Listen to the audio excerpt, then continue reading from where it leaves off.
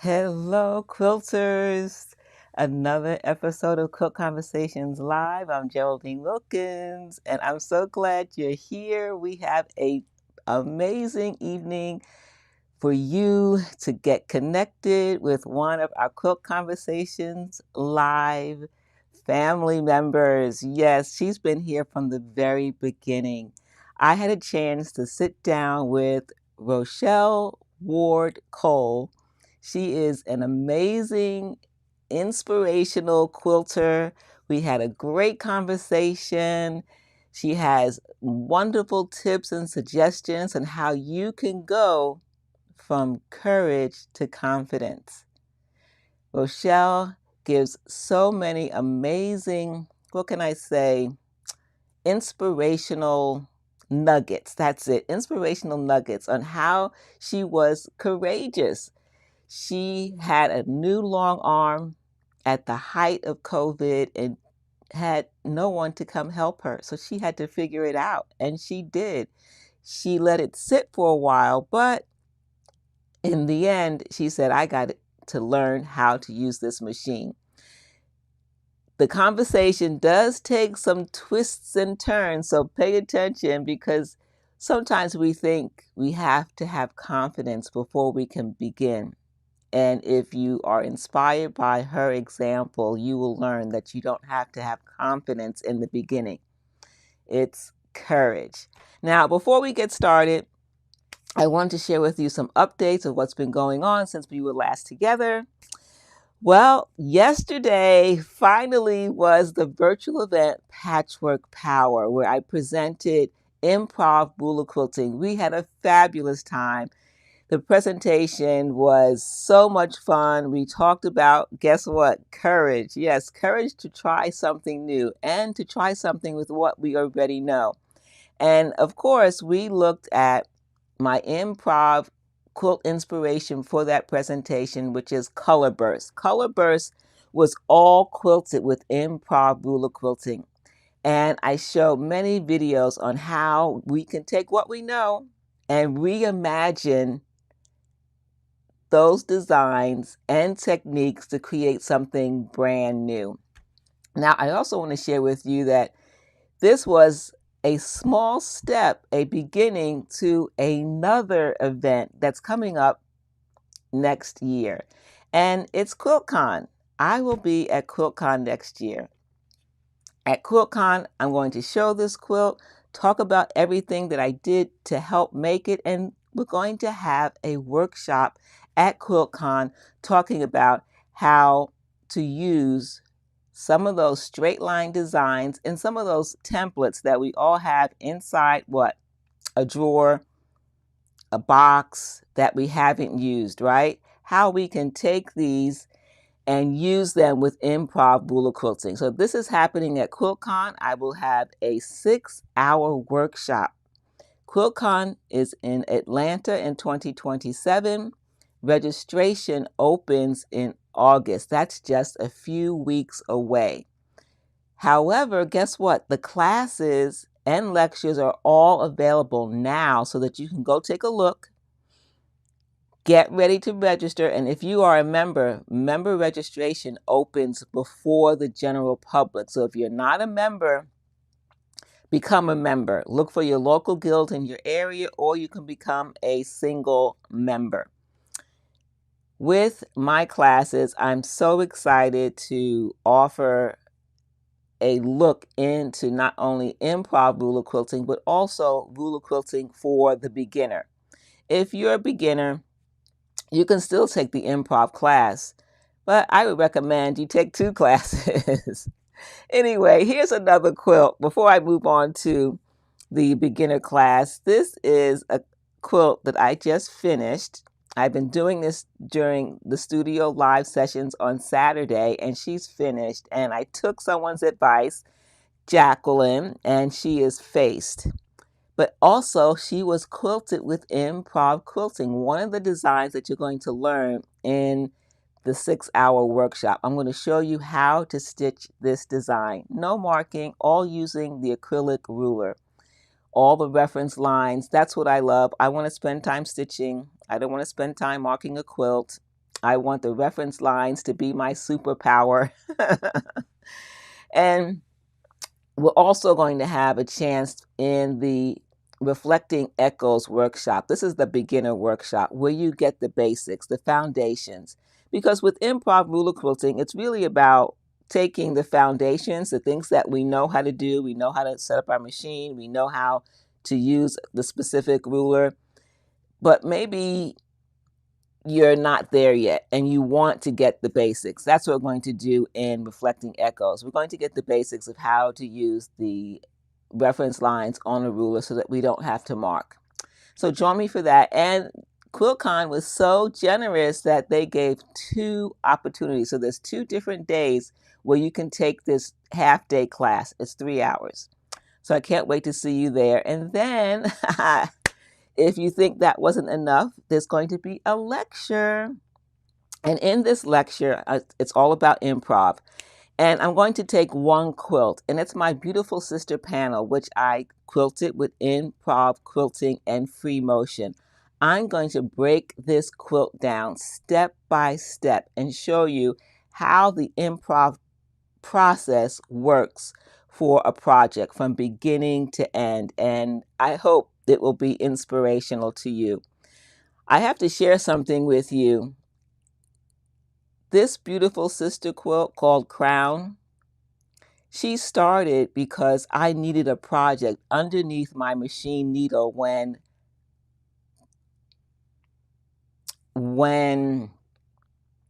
okay, let me backtrack.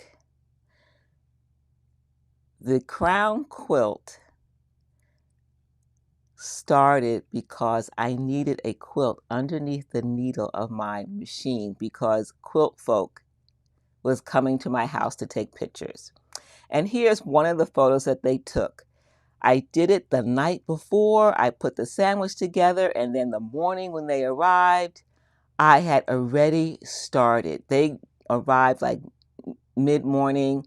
I was up bright and early, and I took out my inspirational pieces.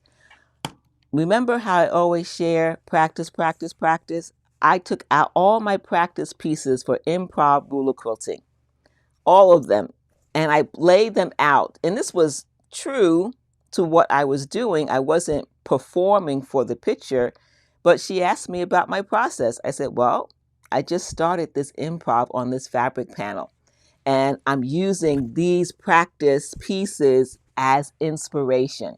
So I had them laid out on the table, on the sit-down Bernita table, and she just started taking pictures as I talked about my process. So I'm going to talk about this in person and share more detailed photos and talk about the tools and everything that I use for the beautiful sister quilt for improv ruler quilting. So I hope to see you there. Don't forget, if you're not a member, become a member so that you can sign up during early registration. Classes sell out fast. They sell out fast. So anyway, I think it's time for us to hear a little bit more about Rochelle. Rochelle is an inspiration. It was my privilege and pleasure to chat with her.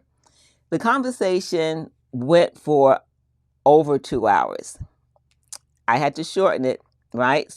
But I didn't want to take out the best parts, put it that way. So it was very, very difficult to squeeze it down to 1 hour. It's 57 minutes. So have your beverage, get your notepad, get ready to take some notes. And while we're watching together, please join us in the chat. Share your aha moments with things that she talks about. If you can relate to it, let us know in the chat. Rochelle, by the way, is live in the YouTube conversation on the chat. So join us there. All right, here we go. And if the audio doesn't work, let me know. I've tested this now. You know I test. So here we go.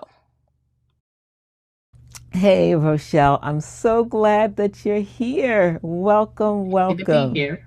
Thank you.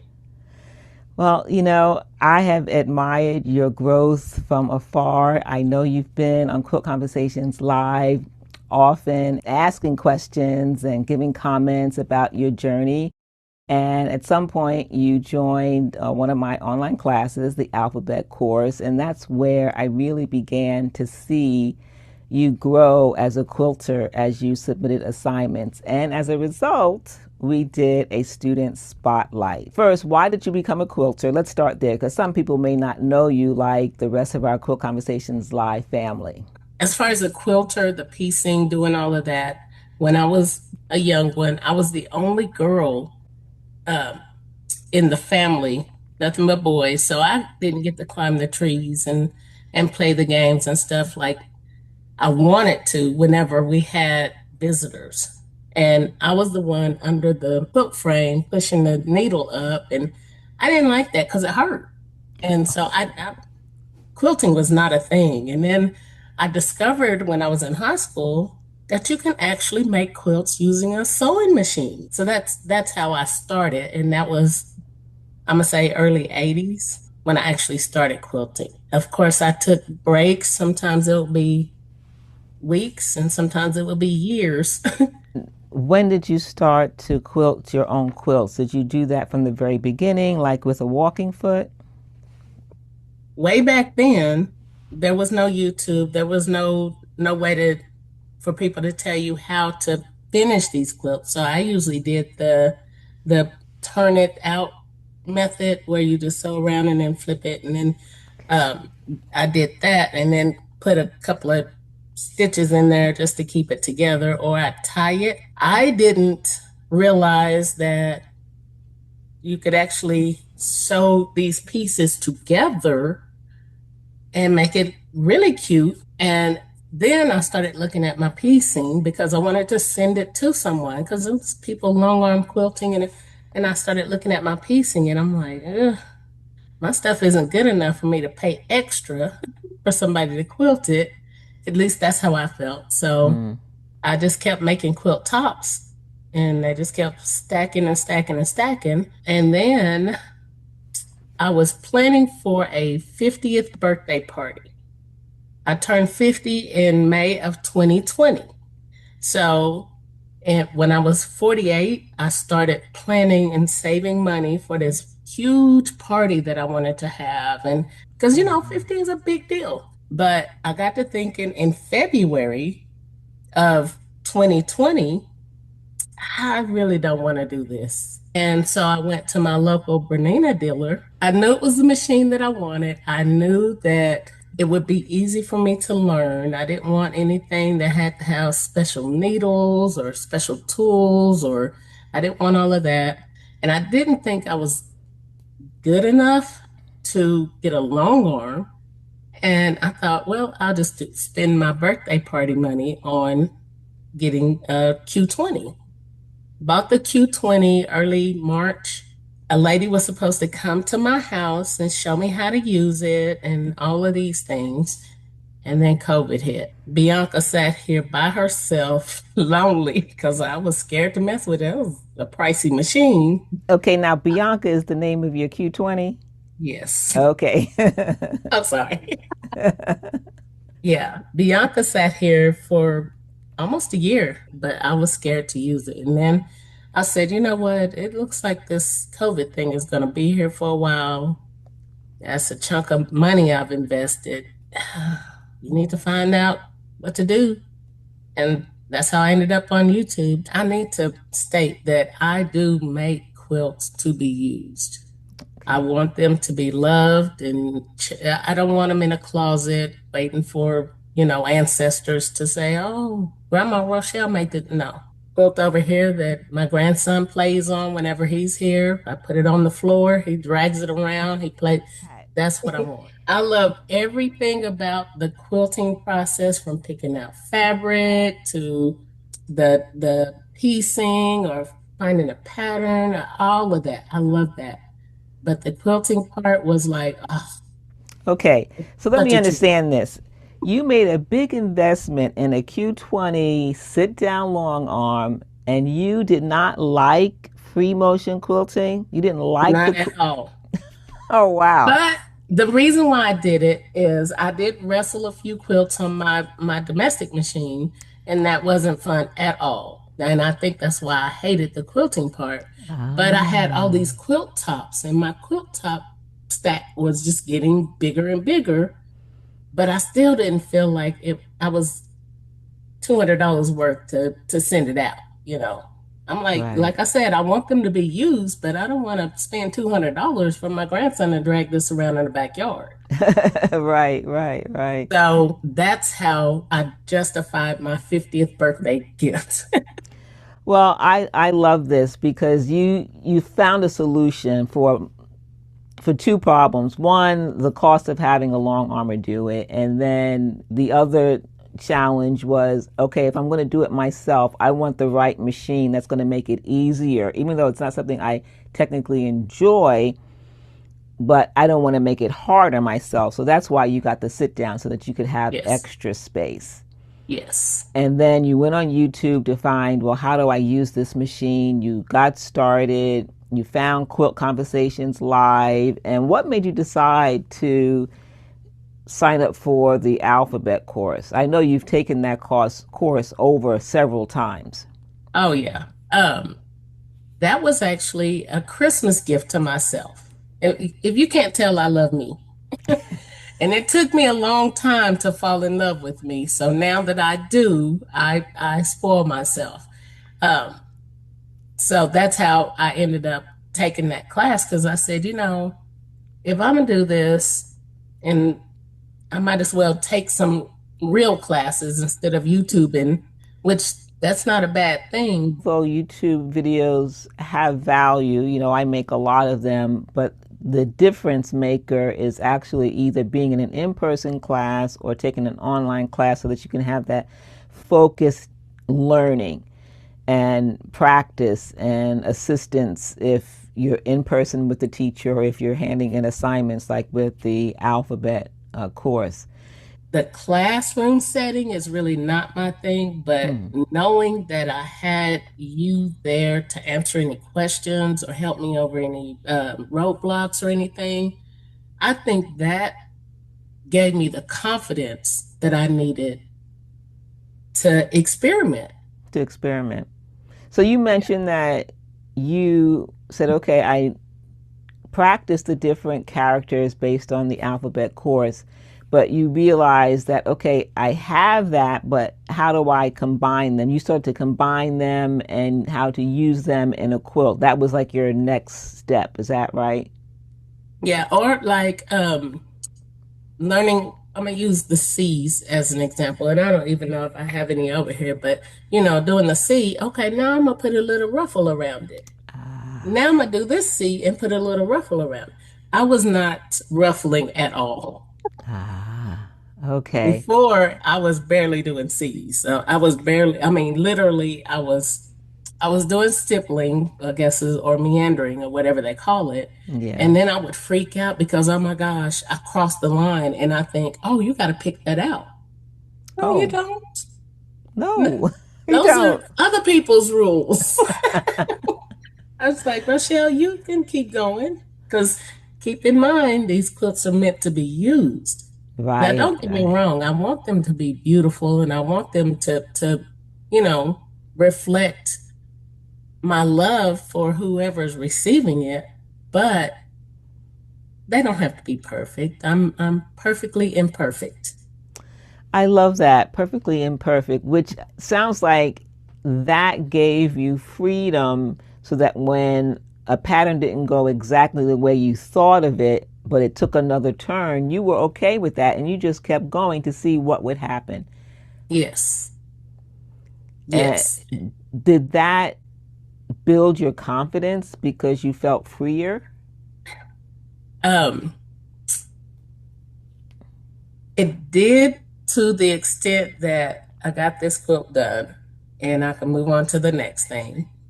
And I Okay. learned what I needed to do, what I needed to do or not do to make it happen. But I would have threw it over in the corner and no one would have ever seen it.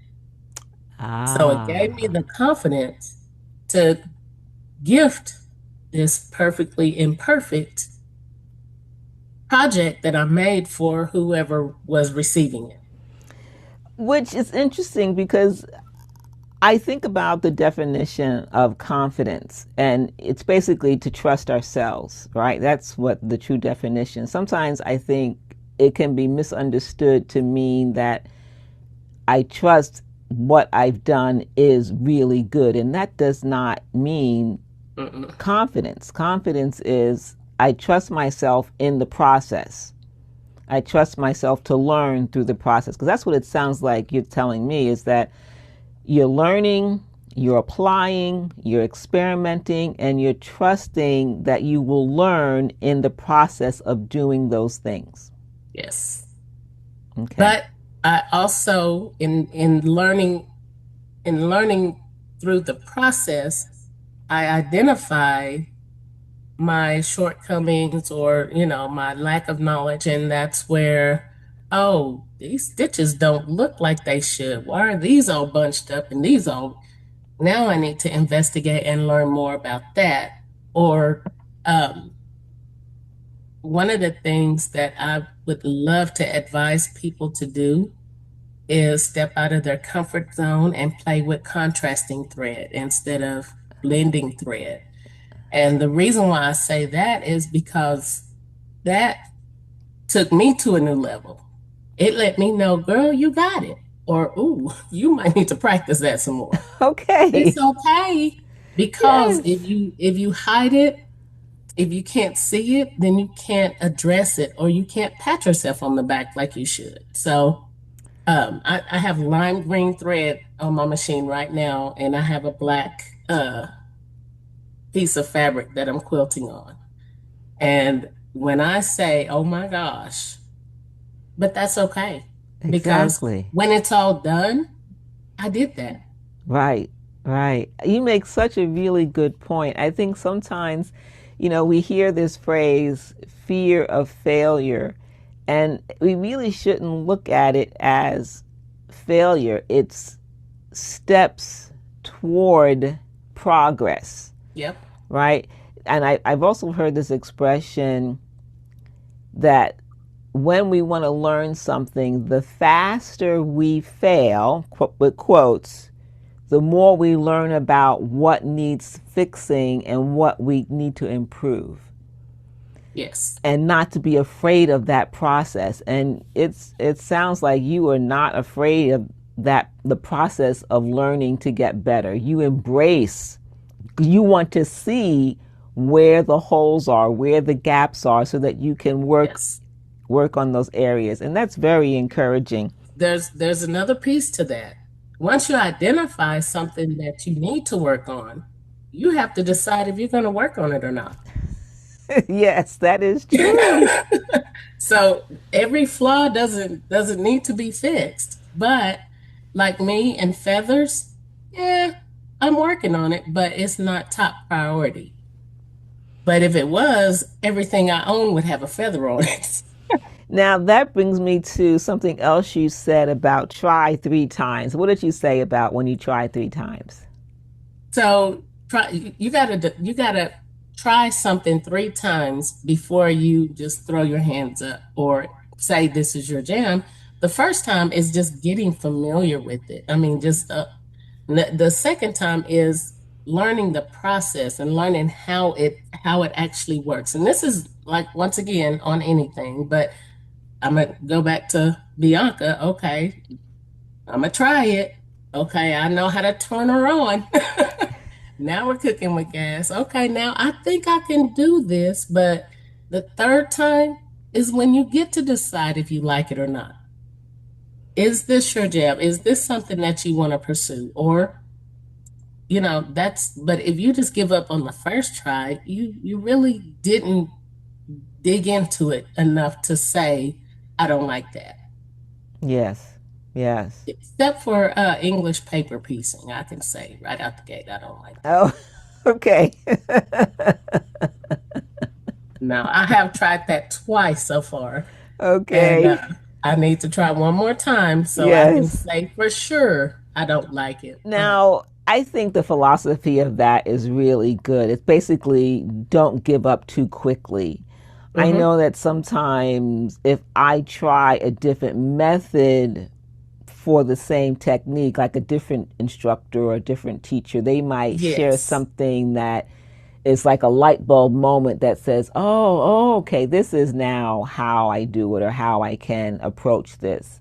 Mm-hmm. And you bring up feathers as an example. When I was trying to learn feathers, oh, I was so frustrated with feathers. But I was determined, so I found every single YouTuber who was teaching feathers to see if I could learn. And it took me 2 years to figure out what specific way of making feathers works for me. And then as a result, I share the different ways, hoping that when I teach feathers, someone will say, "Oh, Geraldine, I prefer this method over this one," Mm-hmm. and so that they can pick what works for them. And it sounds like that's what you've done with just quilting in general. You Mm-hmm. like to experiment, not just in free motion and ruler quilting, but even just your overall learning practice. Can you share a little bit about that with batting and threads, and how do you move into new territory? Sometimes I do want to come in here and I just want a piece. I just want to sit down and create something. Sometimes I just want to come in here and lay down some thread. I mean, literally just get off of work, walk in the door, fix a sandwich, and come in here and sit down and start quilting. I've had that kind of day where I want to sit down and make something. And I'm also an analyst by trade too. So I analyze a lot of things. I want to focus on how come you can't put this color with this color. I've done things like try different threads. You see my thread collection over there. I've tried all different kinds of thread. I like glide. I've done some different battings, looking at the history of quilting. They didn't have a roll of batting. They couldn't go to the store and get a package of batting. Okay, what did they use inside their quilts? So I'm trying different things. I've tried different batting types. I've tried different stuffings, is what I like to call So them. some might be thinking, I'm a beginner, and I hear Rochelle's growth and confidence and willingness to learn and experiment. But how long does that take? How long did it take you to get to where you are today? I'm a beginner. And one of the quotes or one of the things that I like to remember is every expert started out as a beginner. I think everyone should just appreciate the adventure that they're on now, applaud themselves. A lot of the confidence comes in understanding how blessed and creative you are in your own right. And once you identify with that, and not to compare yourself with anyone, even if we started in the same class at the same time learning the same thing, if I have distractions that keeps me away from, quilting, I only get an hour or two once a week, and you might be able to do an hour or two every day. Your level is going to be different. So enjoy where you are and then sprinkle a little extra in there so you can, push yourself to the next level. Or if you like where you are, that's fine. I think that's good and sound advice, to not compare and to just enjoy, like you say, where you are in the moment. And if your desire is to move forward in any direction, whether it's improving your piecing or improving your free motion or ruler, or you want to learn a specific design, is to be purposeful about that learning. Not give it a time frame and like I have to do it in a certain amount of time, Yes. but just take the next step forward. Is that how you stayed motivated when the process either was slower than you wanted or more challenging than you thought? I actually did the opposite. I got Oh, in here and I started just quilting everything. okay. But in the back of my mind, I kept hearing Miss Wilkins say, practice, practice, practice. And so sometimes I'm sitting over here creating or making I'm piecing a project and I'm already thinking about how I want to quilt it.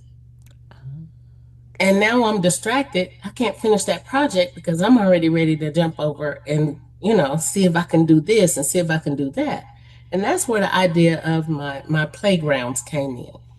It's like, how when you have a taste for something, Mm-hmm. I'm gonna take it completely out of quilting. You have a taste for something, and you keep trying everything else, and it's not hitting where you want until you get what you want.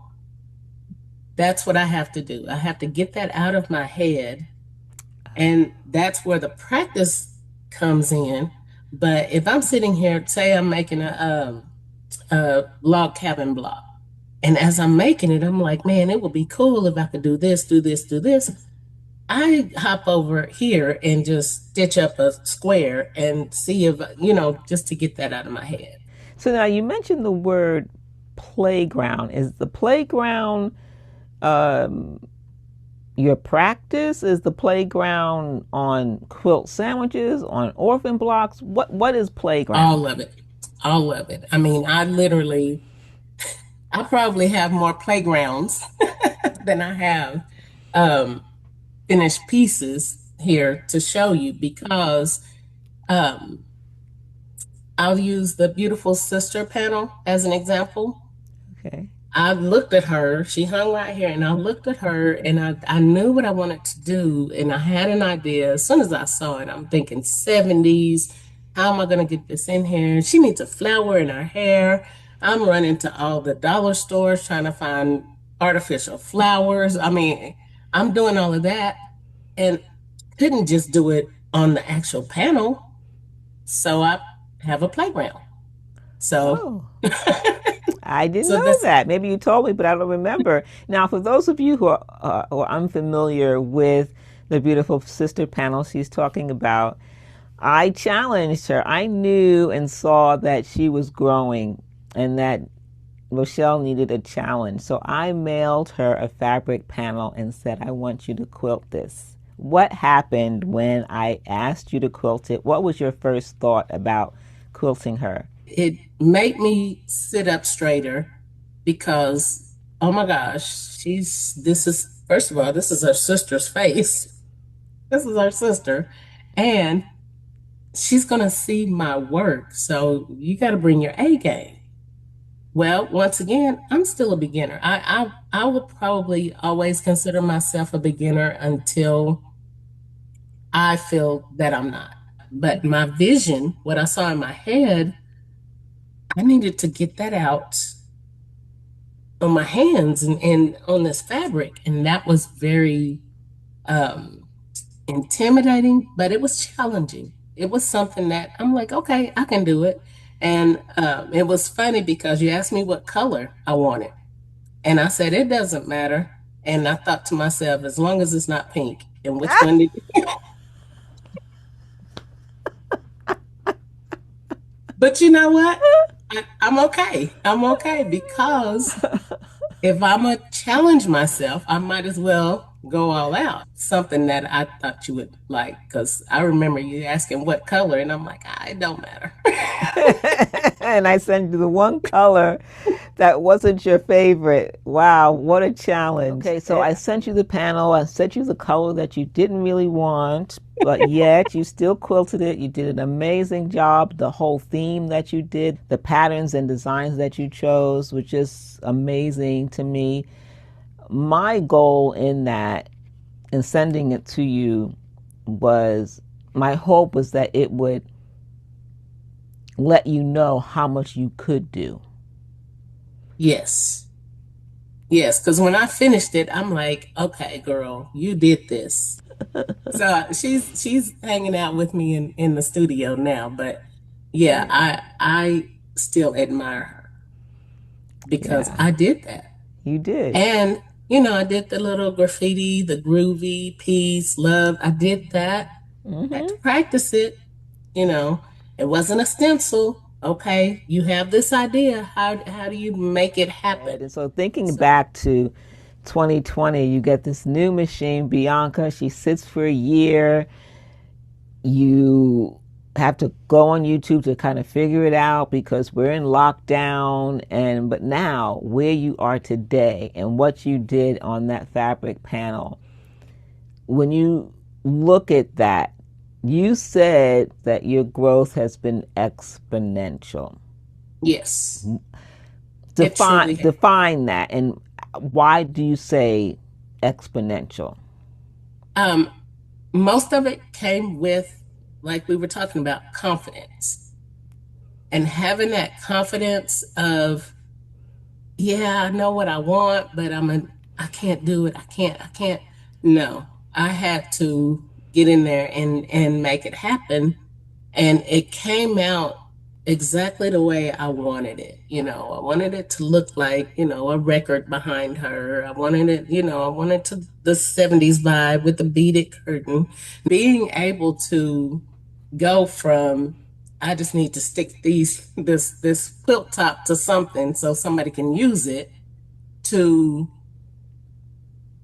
making or quilting that or creating that and having that vision and making it come out the way I saw it, that was true growth to me Wow. So it because sounds like there's in the exponential growth, there's this foundation, and now you're adding these yes, layers of techniques, whether it's thread or batting or having a storyline that's played out in thread. Now, I know most of your quilts have a story behind them, but it sounds like instead of just getting the quilt that has a story stitched, now you're stitching a story within a story. yeah, where others can see it without me having to explain. Back in 2020, I would have had to explain that. The growth too is just even having a vision like that, you know. Yes, so that brings me to my next question. Many that are, say, new quilters or even intermediate quilters, they've learned all the techniques of piecing and sewing a quilt top together, and they've learned the basics of machine quilting. And that takes a while to learn those Hmm. skills and to be in a place where we individually feel content with our result, right? That's a Yes, personal thing. But then to move from that to being more expressive creatively, to voice, you've added your own voice to your quilt. It's not just something you've pieced together that's a pattern.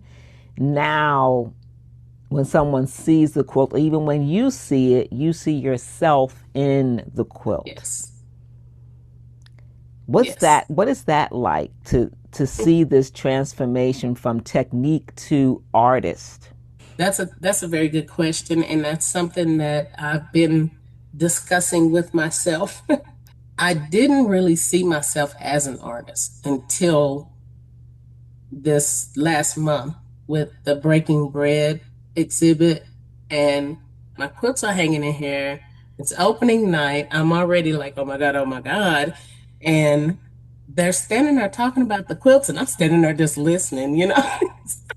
Didn't have anything to say. And one of my friends was like, they're talking about you, get in there. And I was just blown away that they're talking about my quilts like they're art. And I think we all have that in us. And that's where that therapy part comes in. And all three of those pieces meandering. One of my struggles is symmetry. Everything, if it looks like this on this side, it's got to look like this on this side. So Mm. my watermelon quilt, I I did everything I could not to make everything symmetrical. Instead, I just put them out there, sewed them together, leave it alone. And I didn't have any plan on how to quilt it, like custom quilting it, because everything was wishy-washy everywhere. And so how do you do that? I don't want to follow this path. So um, all of them had that same situation, basically. A mess of greens. I intentionally tried to make it messy, but Mm. it really just looked like a beginner quilt, a beginner quilter made it. And so it kind of missed the mark on To me, it did. Now, if someone else saw it, you knowing how my work is, and you see this, oh my gosh, what was she doing? And you read the blurb, the art statement about it, you would understand that, Mm, oh, this was intentional. yes. But if you're not a quilter, you would not understand that that was intentional. Me being an artist is something that I've recently had to embrace. I've recently had to acknowledge Mm-hmm, mm-hmm. because in my mind, I'm just a quilter. So then it sounds like to me the pieces that you had in this exhibit, from an artistic standpoint, it wasn't about piecing and making a quilt to go up on a wall in an exhibit. You use this as an opportunity to express yourself creatively with fabric and thread in very specific ways. And you said that you want to learn the technique, you want to learn the rules the pros use, quote unquote, the pros, whoever that is, the advanced quilters. But then by knowing them, you can use it artistically to break the rules, not Yes, necessarily to break them that you don't follow them, but to use them artistically. Is that what you yes, did with the messy greens? yes, yes. That is exactly what I did. I knew that I did everything on bias. It was all it's going to be messy. My first vision was to do crumb quilting because I knew I wanted to do a mess of greens. My first thought was to do crumb quilting, but I was just not. That would have took forever. Mm-hmm. So I did strip piecing, and I made sure I didn't accommodate for the bias. I wanted it to be wonky, and I wanted it to be like this is a real thing. But going back to my initial statement, my quilts are meant to be used. So that quilt is perfectly fine. It will Right, it will hold up the test of time. right. It will keep you warm, but it's like I said, the mess of it was all rules broken. Yes, yes. Well, I love that. I think sometimes, just in general, not just with quilting, we can be adverse to rules. Why do I have to do it this way? Yes, We don't want to figure that out. Why does it have to be a 1/4 inch seam allowance? Why isn't 1/2 inch yes, sufficient until you have to quilt that 1/2 inch, and you have stacks of layers of thread that you can't get through, right? or you do an eighth, and then as you're quilting it, the seam pops. Right, exactly. Do you find that because you have taken time to not only take the creativity that's in your head and get it down on fabric, to practice in your playground, that you have acquired more freedom to play? Sometimes people Yes, don't want to play, afraid to play. yes. I will tell people I have a date with Bianca. They don't know who Bianca is. Okay. But yes, I will just like I said, I'll come in here and just sit down and start scribbling on fabric. And as you can see, I have fabric, I have thread, and it's all precious to me, or I wouldn't have it, but I need to use it. Some would say, well, are you wasting fabric? Are you wasting thread by just playing? I was like that at first because, this stuff it's costly. But now what I do is I turn them into totes. My daughter uses one for her work bag or grocery shopping, table runners, table scapes, I should say, with the placemats and all of that. What happens when something that you try just is not working? Try a design, you try a thread. Some get immediately discouraged, especially if you're a beginner, and you think, oh, I messed up. And so they just throw it aside, which you mentioned earlier that you used to just throw it in the corner and not continue? What has helped you to not throw it in the corner anymore? Knowing that some of those struggles are just part of the process. In December of 2020, my company sent us all these blankets. And I'm sitting there thinking, why would you send a quilter a blanket? What am I going to do with this? And once again, here you go. I ended up cutting it because it had our logo on it. I cut it and then I put some piece blocks around it. And I worked for the gas company. So I wanted to quilt flames. I wanted to look like flames on in the quilting. I could not get the thread to work. I changed the needle. I did all the things, checked the machine, and it was so frustrating. And I was like, what I ended up doing was stepping back, remembering, girl, you're just playing. Why are you upset? Why are you frustrated? Why are you sit back, take a deep breath, and go step by step and figure out what's going on. Come to find out, I didn't have my thread kept shredding, and I changed the needle like a million times. And I didn't have the right foot on at the right height, and it was causing the thread to shred. And I just randomly changed the foot from, because I wasn't using a ruler and I kept the ruler foot on. I took the ruler foot off and I put the regular foot on, and everything worked fine. Oh.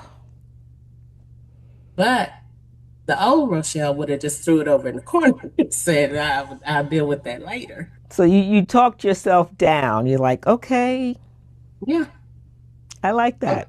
I Once like you that. once you realize that it's really not that serious, and I'm like that in most of my life. Nothing is that serious. That's good advice to slow down, to calm down, to take a deep breath.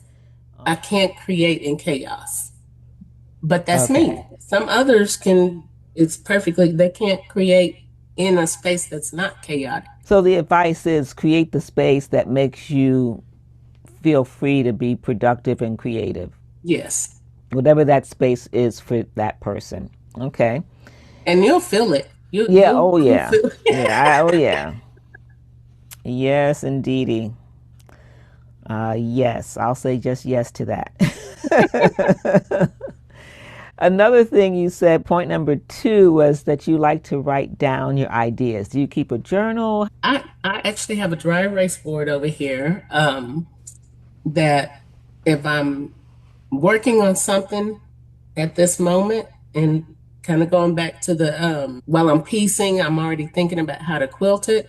I might scribble it up there on the board Oh. if I don't come over and scribble it on one of my playgrounds. And I do journal, not necessarily for quilting alone. Hmm. I do journal, and quilting is included in that, if that makes sense. But Yes.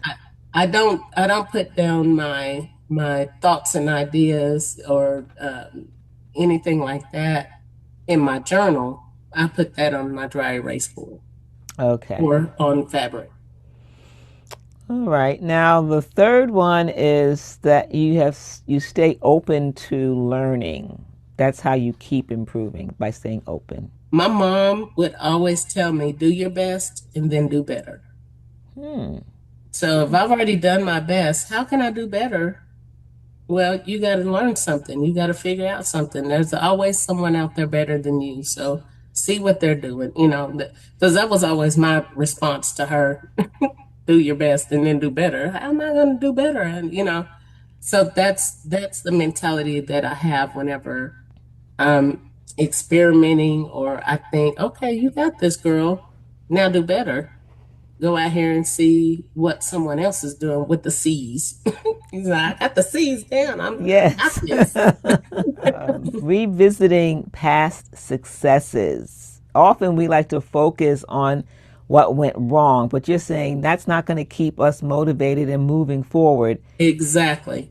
Exactly. So talk a little bit more about that. I'm that person. People will say, "Oh, you're just negative." No, tell me what I did wrong. I think I did a fantastic job, or I wouldn't have said anything. But I want you to tell me where I need to improve. Well, that's all well and good, except for when you're your own cheerleader Hmm. and you need that confidence to take that next step. You need that Hmm. confidence to get comfortable sharing your work with the masses.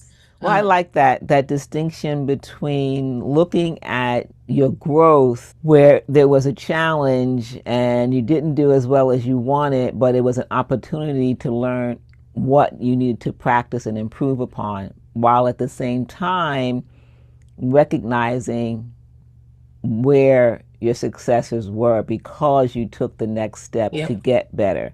So we need to do both, is what you're saying. exactly. Yeah, And yeah. and it's better to, if you're going to focus on your flaws or what you need to improve on, and if you're going to do that, it's better to do it while you're working on it.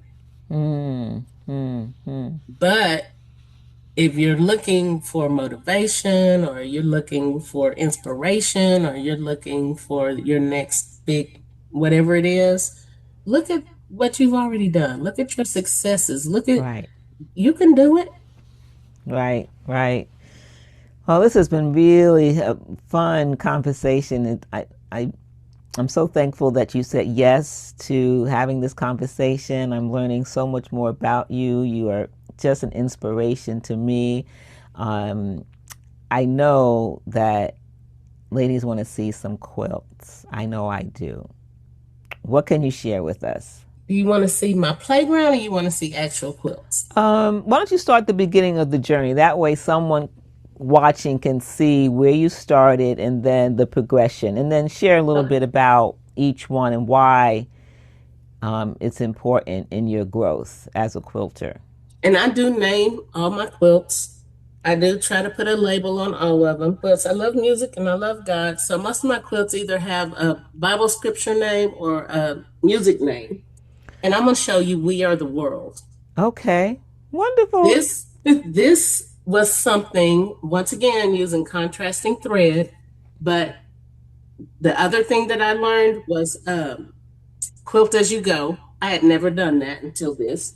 And this is my favorite quilt because all of these are different things that I tried to see. And some of them, like this right here, that's not perfect, but it's perfect. It's perfectly imperfect. This is the tree bark part that I tried.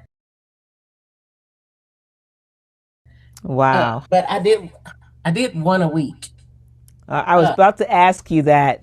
So, ladies, pay attention. Did you hear that? She had one quilt sandwich to do a week where she practiced a design. How did you pick the designs for each square? um, it was pretty random. Like, and this is Ah, one that's in progress. It's probably easier to show you the back. But yeah, yeah. but this is the front. But yeah, I'm loving the back, and that's growth too. Because sometimes I don't even want to see the back. I love whole cloth. If you haven't figured that out by now, um, I love Yes. piecing, but I love whole cloth whenever it comes to playing. And I don't know if this one is something that you'll be able to see, but this one I played with using different ways to mark a quilt. Oh, And as you yeah, can yeah. We see, can see it. The wishbone design, yeah, some curvy designs. Yeah. yeah. Oh, that's beautiful. Now, what I find interesting, someone who didn't like to do the machine quilting part is doing whole cloth. Can I I just know, right? can I make a mention of that? That's growth. That is growth. Yeah. It And sounds like you're this just one, falling in love with design and texture. I love the texture part. I really do. This is my latest, what I've been playing with. Tell me more. That looks beautiful. That's the lime green you talked about earlier. Yes, yes. This is the one that when if someone said what's under your needle, it's this. Because I wanted to play with this ruler, Yeah. see if it really did all the things you said it could do. And All it does and right. more. But there is a little learning curve. Have watched your videos, uh, Wow. but I'm gonna go in and fill these in with different. Now, Um, how did you do those petals? That was with the ruler? mhm, Oh, oh. this side, and then flip it over to Ah, this side, girl, look at and you. then the free motion that part. I did throw some feathers in here. Those feathers look fantastic. Not where I want to be, but you know what? I won't get there if I don't practice. Exactly. No, it looks great. I can't wait to get some pictures of that, right? I want to see some up close pictures. This has been a struggle for me. Crosshatch has been a struggle for me since the beginning of time. Okay. And so I You're got working this, on it. and I said I'll use this, and I'm gonna go in and fill these in. I have a couple of more things to show you. Okay. Can't wait to see them. I'm just excited about the lime green and black. Oh my So goodness. I showed you We Are the World, and that was me learning different designs, learning how to do different things. Some of it was with rulers, some of it was with stencils, some of it was freehand. I said, you know what? I do have so many rulers that I'm not using. So do Oh, something. So I started another Quilt As You Go project, and I'm obviously not done, but here's the sashing for it. It's going to be okay. beautiful when I do finish. But these are all done with rulers. Can you see that? Wow. These are all done with the Fabulous. different rulers that I have and seeing in different thread and seeing if I could, do Oh, the designs that this was not too good, but I'm keeping it because practice, yeah. practice, practice, and it shows once again me working on crosshatch. Mm-hmm. Mm-hmm. um, yeah, all of these. Yeah, this one I've always wanted to know how to do this, Oh, and beautiful. it's it's not perfect. This one right here is off, but you know what? It's perfect for me. Exactly. I, I can say Exactly. I did that. So those are the ones that I'm working on.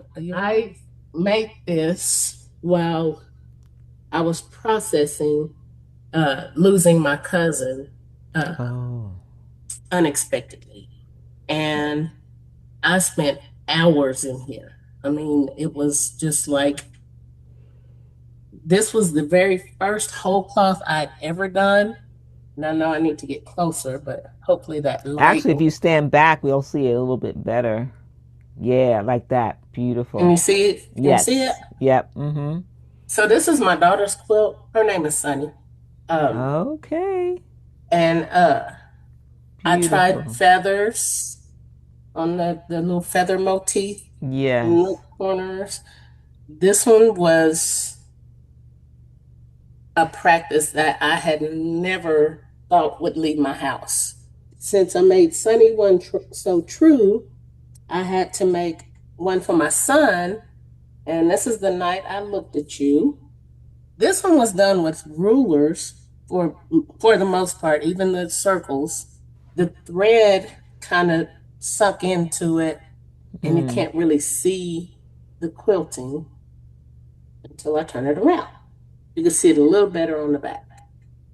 Okay. Yeah. Can you see it? Yes. So hers was round and his is more square. And I had to get Fabulous this one back quilting. too just to share. But those are the pieces that I'm most proud of. Going to the people that I love the mostest on earth. And then, too, how Um, does your faith influence you as a quilt maker? so blessed came about because I made a quilt and I gave it to one of my friends, and she was like, "You are so blessed." She just kept going on, and I said, "I see what you did right there, so blessed." And she looked at her son and she said, "Look, I've been so blessed by Rochelle," and there it was. Wow. Um, So sometimes I'll say "So Blessed Quilts" by Rochelle, just so people will know. Just I don't just sew, because don't bring me your pants to him. Okay. It's not gonna work out. I know I'm blessed, especially when I talked earlier about having that vision in my head.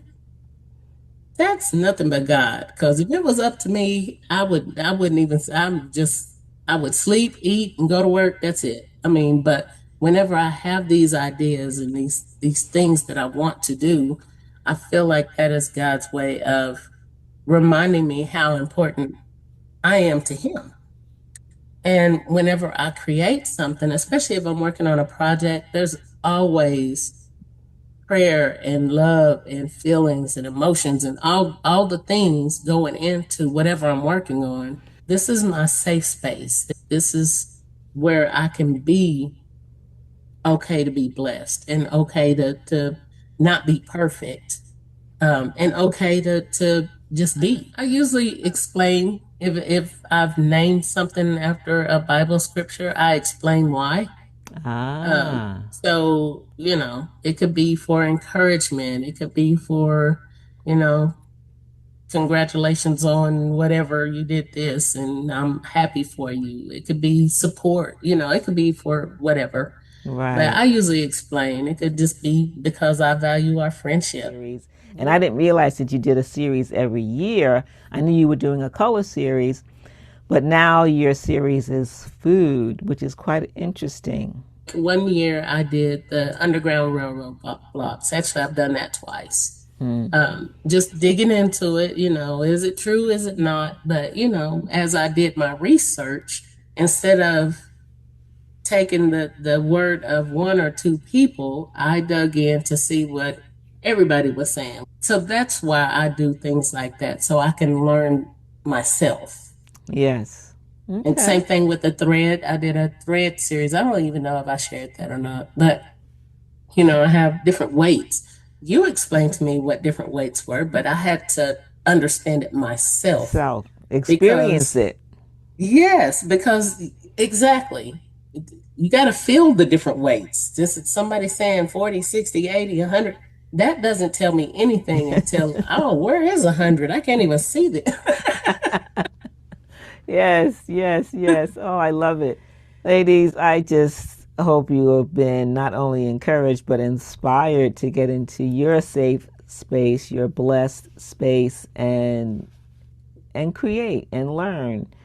Rochelle has shared so many wonderful tips with us. One last thing, Rochelle, that I think you shared was a blessing, but you only talked a little bit about it. It was that art show that you were in. You mentioned your daughter, but you didn't mention that you were in the same exhibit side by side and what that experience was like to be in this show with your daughter. So my daughter is an artist.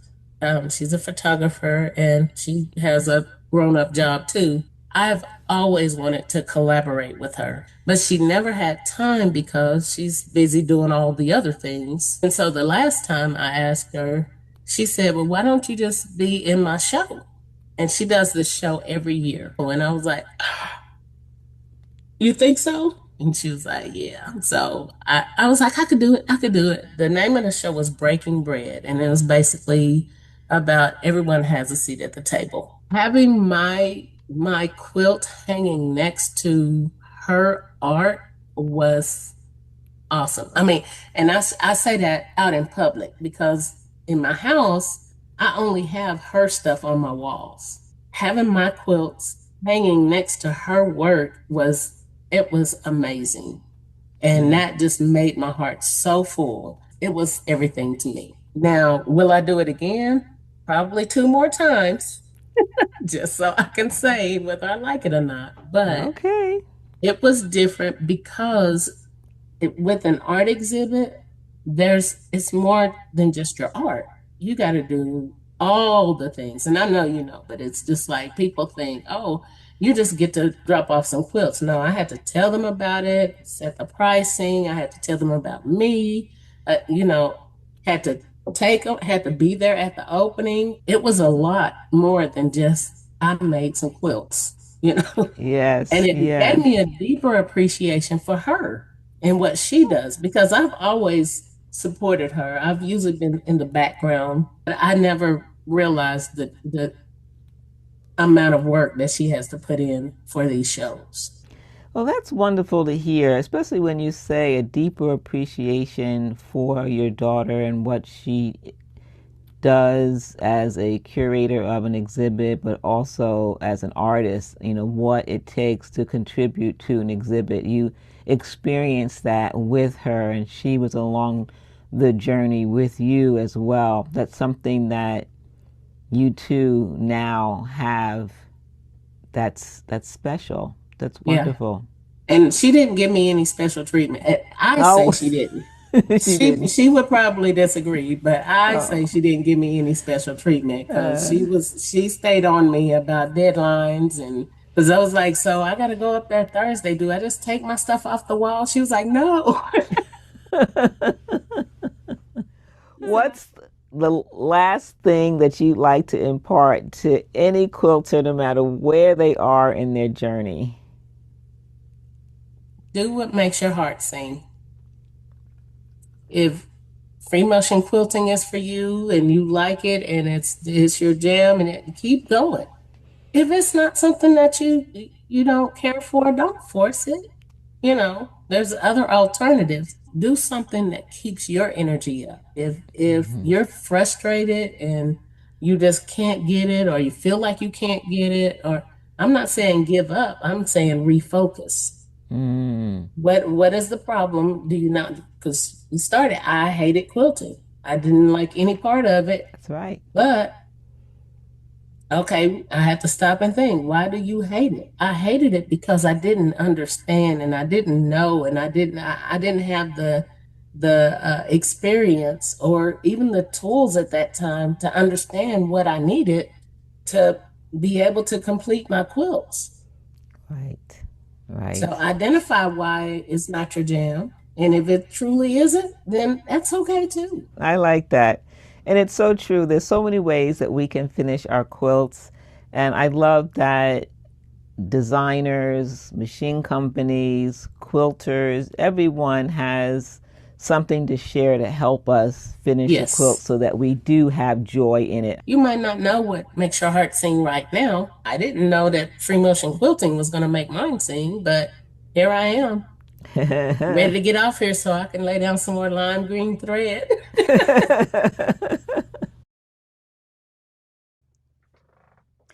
Well, ladies, was that amazing?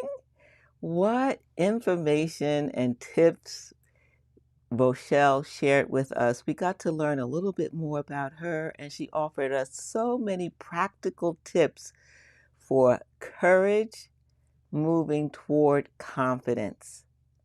What was your favorite tip? Let us know in the chat. And thank you for hanging out. This was a long Quilt Conversations live, but I think it was worth it, don't you? I think it was worth it. Rochelle, thank you so much. It was a wonderful chat. I think the replays will be hot. Ladies will be coming back time and time again to try and remember, what did your mom say? Do your best and then do better. How do I practice? Use a playground and use contrasting thread. Those were some of the tips that really stood out for me. What your makes your heart sing. That's what Lori is saying. Absolutely. I agree with that. Have a date night. We can't have a date night with Bianca, right? But we can have a date night with our own machine, right? Does everyone have a name for their sewing machine, their quilting machine? If you do, plan a date night. Put it on the calendar, all right? Ladies, what a great time. Well, we're going to see each other again in a month, and I have another guest with you. Not someone from the Quilt Conversations Live community, but someone who is a curator and seller of African print fabric. Yes, she is coming to talk to us about African prints, and she loves to make amazing projects and help quilters who may be stuck on how to use those beautifully printed fabrics. She's going to talk about that as well. I can't wait to have her come and share here on Quilt Conversations Live. Until then, I hope to see you in Studio B. Studio B Live is on Saturdays if you didn't know. So I'm going to be here tomorrow in Studio B. That's right next door, right behind me. and I'm going to work on another quilt. Well, I started one. This one is finished, as you know, that you see in the video. And I'm working on a new one called Maze. I've already started with some basic ruler quilting, and I'm on to step number 3. I love to quilt in steps. I did my stitch in the ditch. I did a little bit of ruler work. Now I have the next step of quilting the white background. All right, ladies, we had a long session. I won't keep you any longer. Thank you so much. Make sure if you are watching and you're not a subscriber, subscribe. If you're following on Facebook, follow the Living Water Quilter page, and don't keep Quilt Conversations Live a secret. Tell your friends and come back for the next Quilt Conversations Live. Let's see. Yay. Let me just add a few more comments before I hang up. Yes, Rochelle was very inspiring. Thank you, Jacqueline. And she likes the suggestion for changing thread color. And thank you, Lori. We're meeting on the third Friday, which is August 21st, 7 p.m. Eastern Standard. Thank you, Kathy, for joining us today. You are very welcome. All right, ladies, see you next time.